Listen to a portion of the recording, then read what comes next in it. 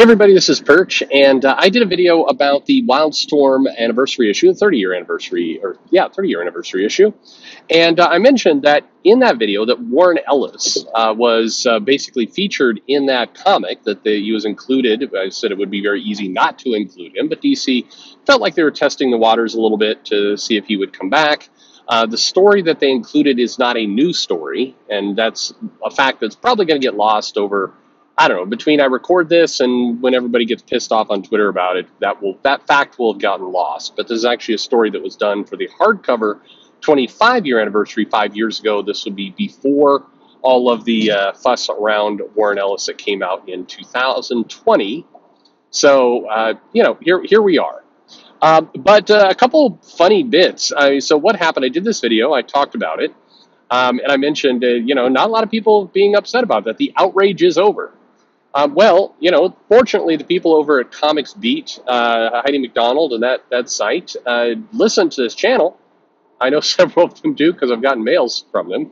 But anyway, there's an article this morning. Warren Ellis is back at DC this week and no one noticed. And then the article goes on to talk about Warren Ellis is back. Is that okay? It's not. Maybe it's not really okay. And then a bunch of the organization, so many of us, made up of more than 60 victims of alleged Ellis misconduct, reported earlier this year they were in a mediated conversation with Ellis to provide transformative justice to prevent future harmful. Jesus Christ, there's a lot of words in that. Anyway, so and they say our goal is not to cancel Ellis. But maybe there could have been somebody else that could have been included in this. I mean, come on, and then it was, they're kind of, they talk about, hey, this the full contents of this book was not really released prior to the final word cutoff date, meaning, a bunch of comic shops might accidentally infect their stores with Warren Ellis content. And what do we think about that? I don't know. What do we think? And then one of my favorite lines in journalism they like to do whenever news sites want to kind of cast aspersions that the company is being dodgy. Neither DC Comics nor so many of us has yet responded to requests for comment to the beat. And look, with all due respect, why would they? I mean, just bluntly. But here's the part that cracks me up. And before we get into to Warren Ellis, because I feel a lot of you are already flexing those fingers to write Warren Ellis did nothing wrong. You're ready, you're primed. But before you get there, I'd like to just pause for a moment and recognize the comedy of a news site, a site that is intended to report on news, with a headline, Warren Ellis is back at DC this week and no one noticed. You know who's supposed to notice this? You, the news site. No one noticed. I mean, yeah, okay, I noticed. You got your word from me. Cool. I know that Bleeding Cool published the pages, and so did Newsarama publish the pages, and they apparently didn't read the art that they were given. So I mean, whose fault is this? Come on, jackasses. No one noticed. I don't know, if only there was a comic news entity that was designed to actually notice things and mention. And forget the harassment and all the rest, the allegations against Warren Ellis. Warren Ellis is also one of the bigger names in that book. You would think that the news, even if none of the rest of this stuff was going on, would still say, hey, Warren Ellis is doing a book at DC. We should comment on that, because that's news for comics. News. Anyway, this is not me patting myself on the back that I got it. This is mainly me going, what the hell? Comic news site The Beat, and then to write the headline, Warren Ellis is back in DC and no one noticed. Yeah, you guys should be ashamed. I guess. I don't know that. Well, come on, people. It's like. I don't know. It cracks me up. But okay, so with that aside, please enjoy a nice chuckle at the cell phone there from The Beat. Yikes. But Warren Ellis. So here's I've talked about Warren Ellis before, and when this whole thing came up, And my take continues to remain the same, and it's a take that the people who come in to disagree never respond to. You know, all the people who come in is like, Warren Ellis didn't do anything wrong. He flirted with some women. They were trying to use him to get jobs too, so fuck them too. You're missing the point. And the point that I make consistently is, generally speaking, any company, including the ones that you work at right now, any of them, from McDonald's to Microsoft, if you are in the company and you hold a position of authority, not the comic authority, but actually, you know, have some influence in getting people hired, you know, it is against company policy to say, hey, you know, how about you fuck me in return for me helping you out? That is against company policy, very established. It is in your company as well. I have no doubt about it. So that's that. What did he do wrong? He did that wrong. He did that. He broke a company rule. You know, you can make an argument if you're highly moral, you know, Christian, that you know, some dodgy behavior is going on. You could probably make that argument as well. But the actual thing he did wrong was break the company rule. Now, wait a minute, you might say. He's a freelancer. That doesn't matter. Doesn't matter. At least in D.C., the employment agreements are written to where that's a rule. Now, you can say, well, wait a minute. These companies selectively enforce the rules. That is true. That is true. That is a problem of the company, but there's still a rule that was broken. Now, real quick, before just pause your typing, do I think that breaking that rule should mean a public flogging and banning for life? No, I do not. I think it was something that could have been handled, should have been handled between the company and the employee or freelancer, in this case, Ellis. And they work out, you know, if there was some punishment or what he needed to do, talk to HR, take a class, who the hell knows, but it's a rule that was broken. And that's between the company and the individual. Now, it is absolutely true that a partner in this, and this is where the Me Too movement doesn't apply as much here, and I'll explain why. The women who are willing to say, yeah, I'll undress for you, I'll give you a hand job, blow job, whatever it happens to be, in exchange for getting a gig, that is also wrong. Also, by the way, against company rules, again, at DC, that is against one of DC's rules. Your either party is breaking a rule. So both.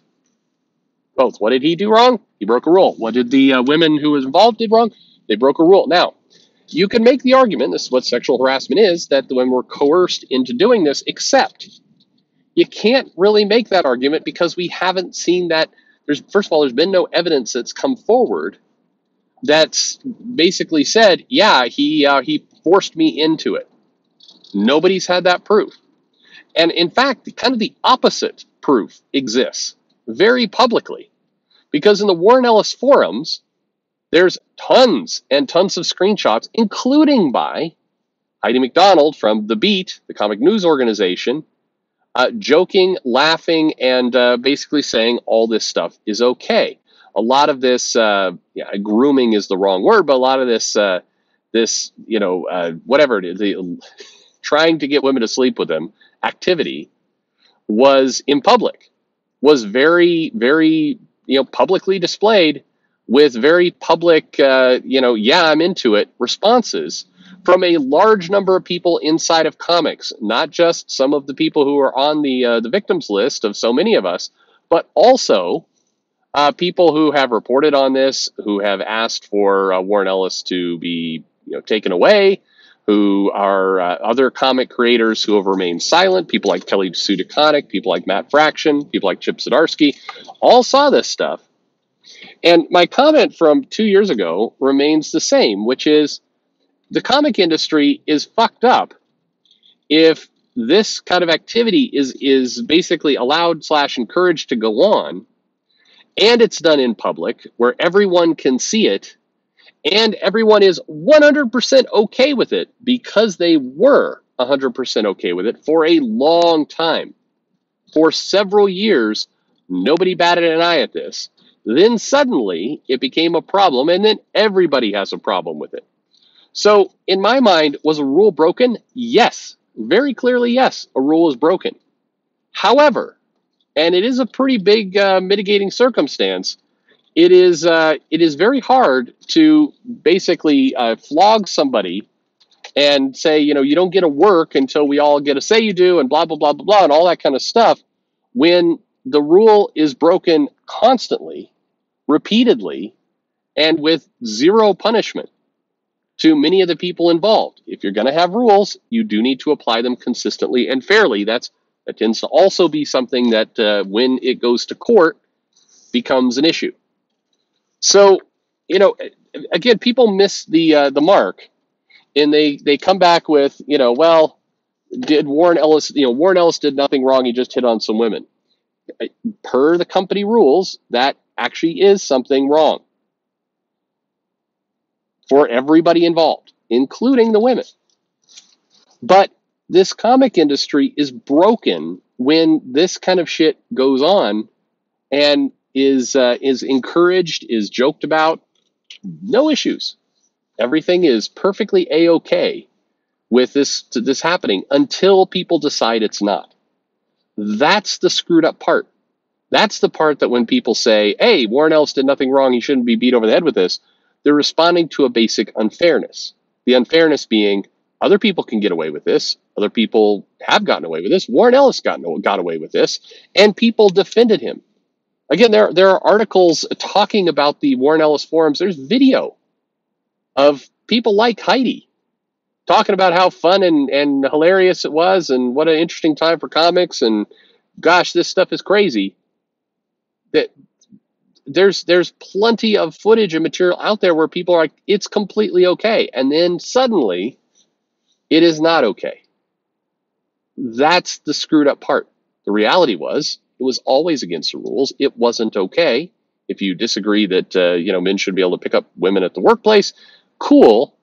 Take it up with your HR. That's a completely separate issue. A rule can certainly be unfair, but that doesn't make it not a rule. It is a rule.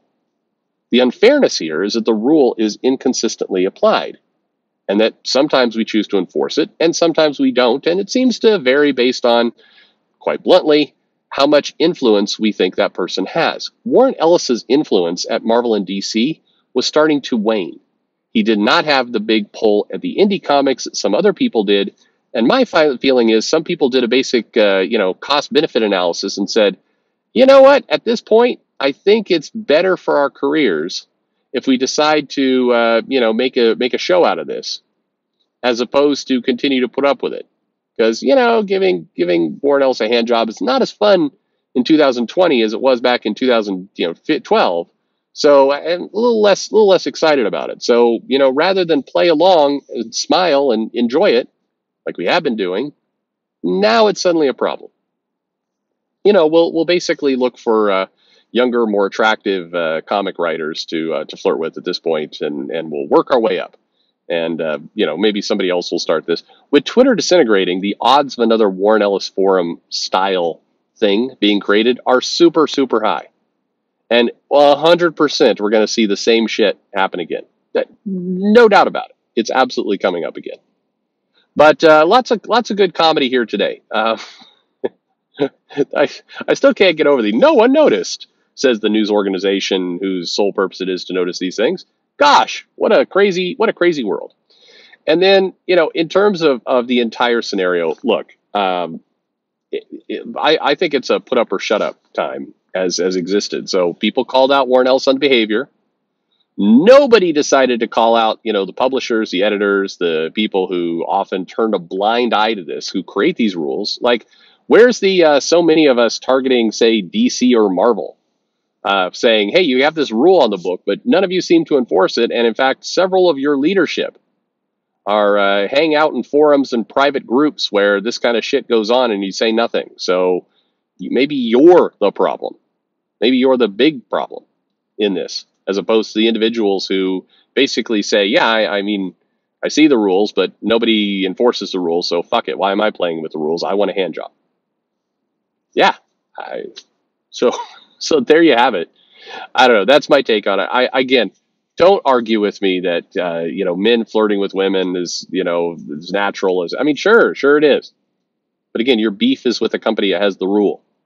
And yes, that rule does apply to freelancers. It specifically applies to freelancers. And again, my frustration, my unfairness in all this is why is it some people get rolled out of the company for this and some people don't? Huh? It should be. If it's got to be, the rules have to be one way or the other. Either you don't track this or you track it. Now, personally, I would say for this situation, I think in a workplace with full-time employees, yeah, you kind of need these rules that exist. You do. Chaos exists if you don't.